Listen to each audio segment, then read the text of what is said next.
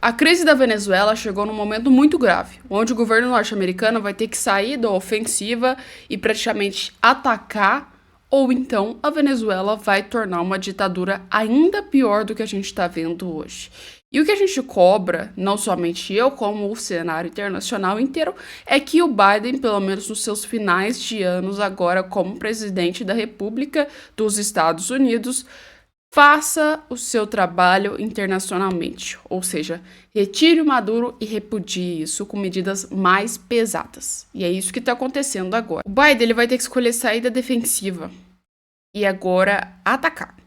Biden deve sair da defensiva e tentar ajudar a Venezuela, diz jornal, tá? Publicações feitas pela revista Oeste, mas obviamente já foi publicado em outros jornais norte-americanos, onde critica a postura de um presidente por não fazer um apoio tão grande quanto se vê uma situação grave como a da Venezuela. A colunista Mary Anastasia, ao Great Wall Street Journal, publicou em um artigo nesse domingo, dia 11, em que críticas são feitas ao posicionamento do presidente dos Estados Unidos, Joe Biden, diante da crise política da Venezuela.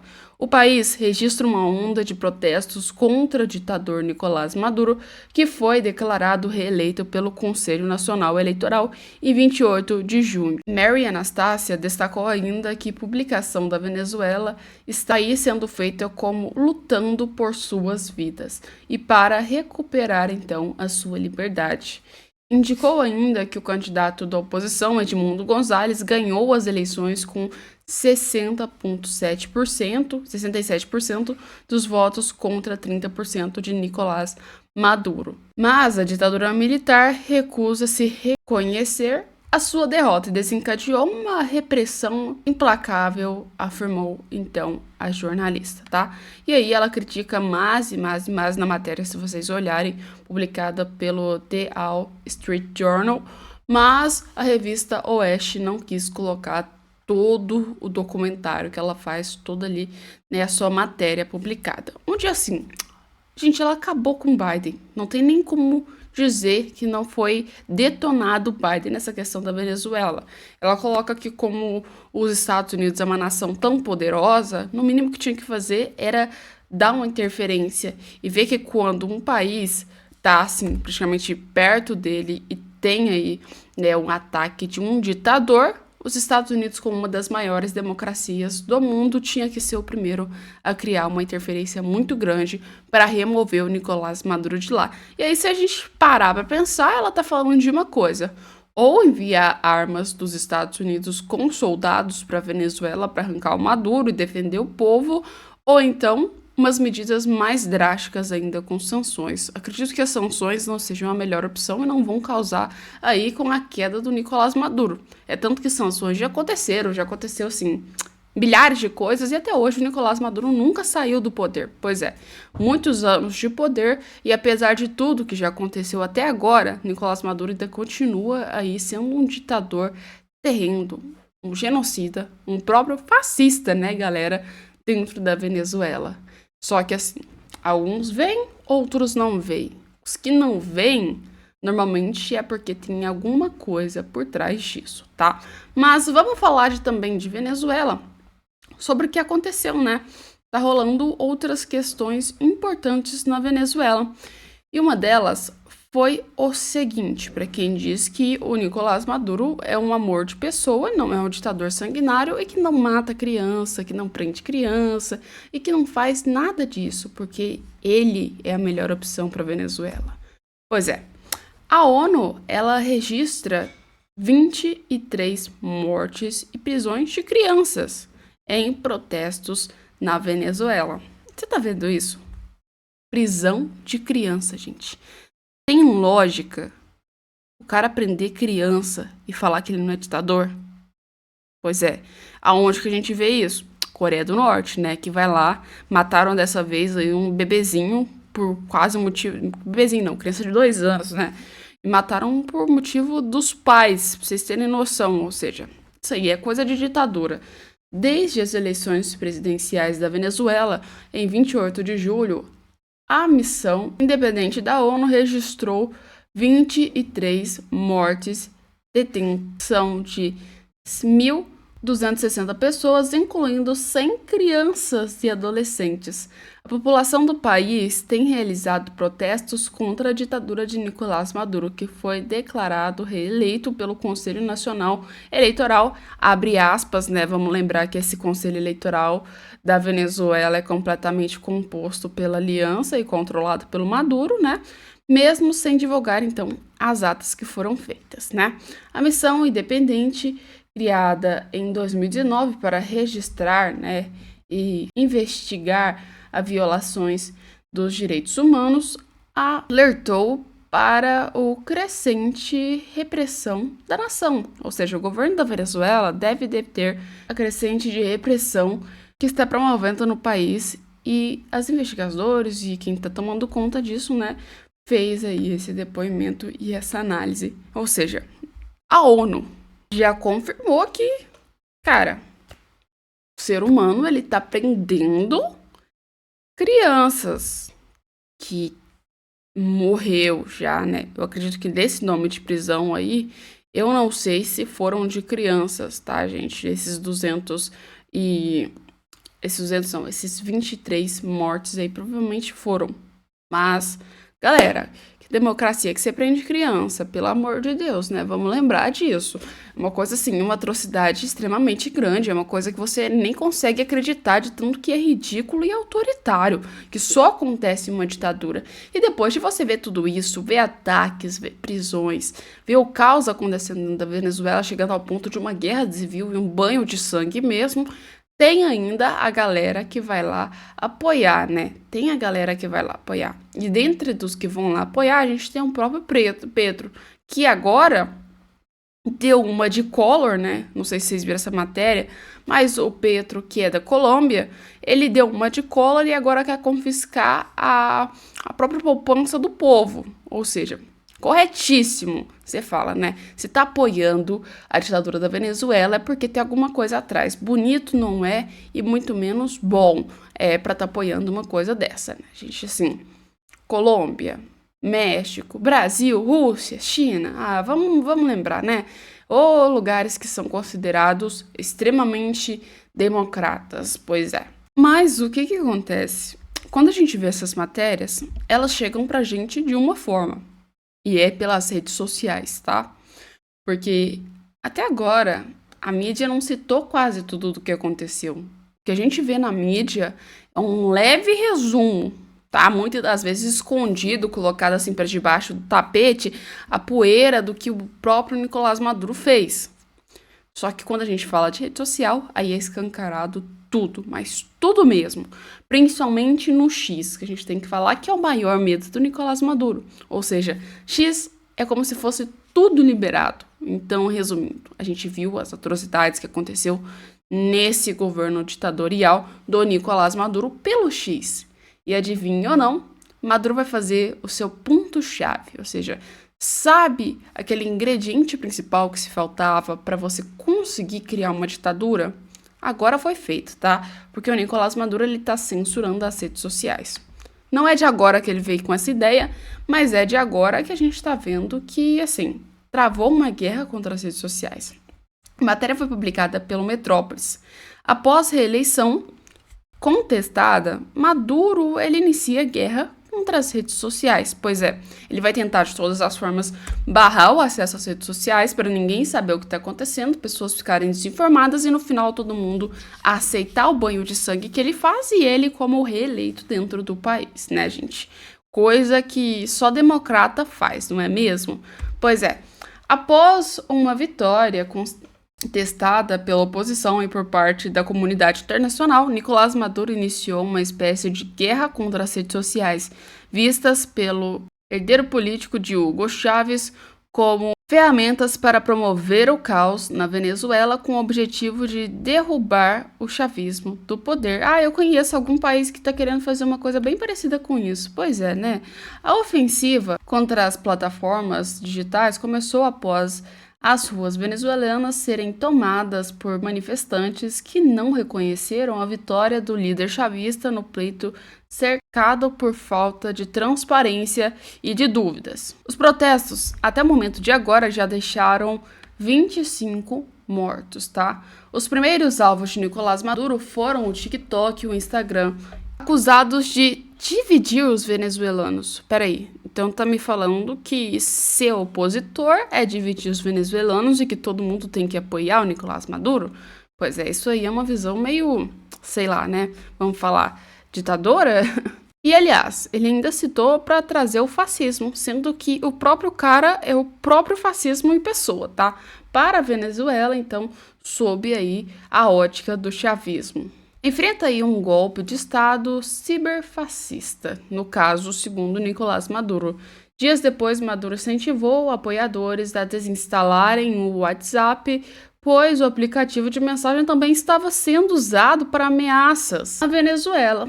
Nas últimas semanas, o presidente venezuelano, ele subiu o tom e, além de acusar, ordenou, então, o bloqueio de redes sociais do X, antigamente Twitter, por 10 dias no país.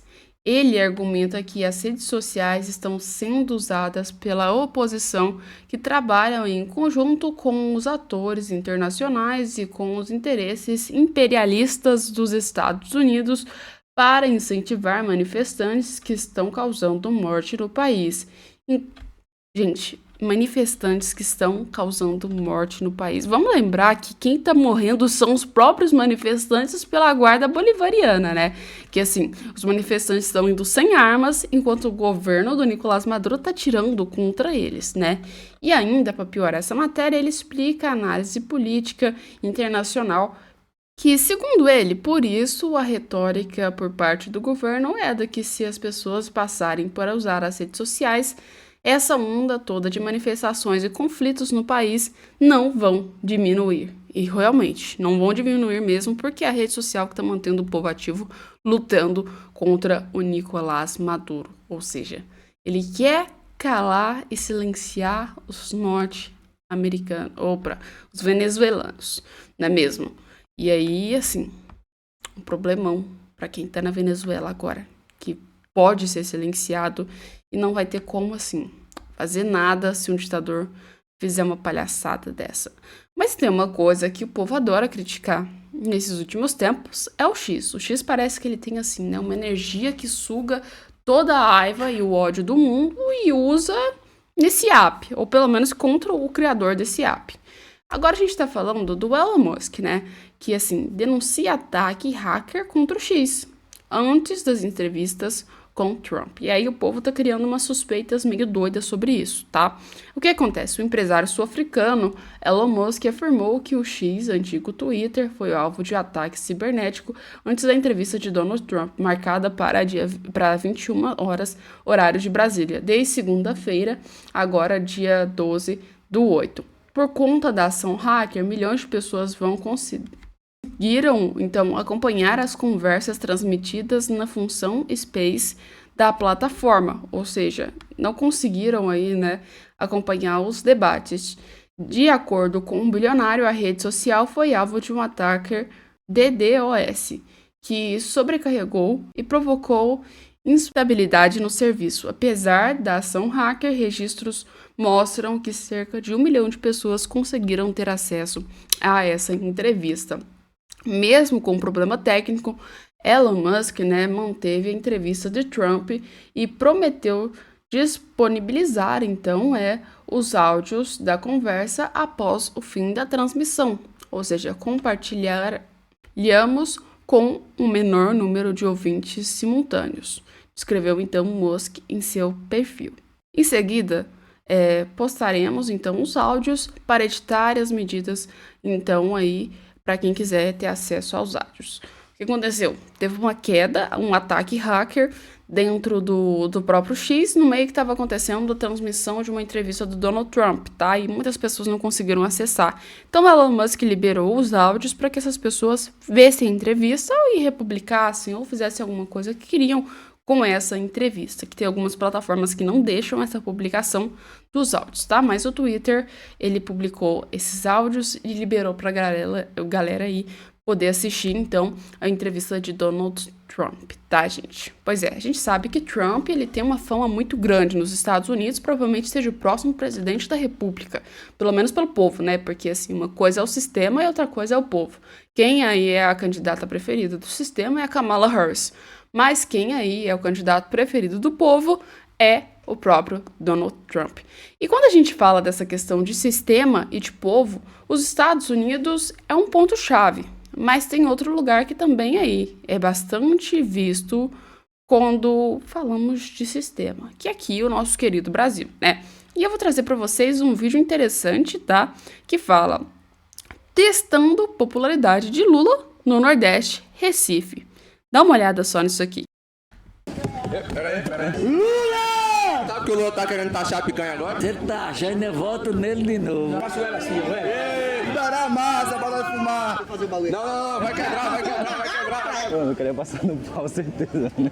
Fala pessoal, estamos mais uma vez testando a popularidade do Lula, dessa vez em Recife. E olha só com quem eu tô. É isso aí, meu nome é Sávio Rodrigues, recebi o Faustino aqui em Pernambuco para testar a popularidade do Lula aqui no centro do Recife. Me segue aqui no canal do YouTube, @SávioRodriPE. O Sábio aqui é o nosso nome para essas eleições, então segue aí o cara. Olha, Lula é meu presidente. Se tivesse que ser meu pai, seria ele.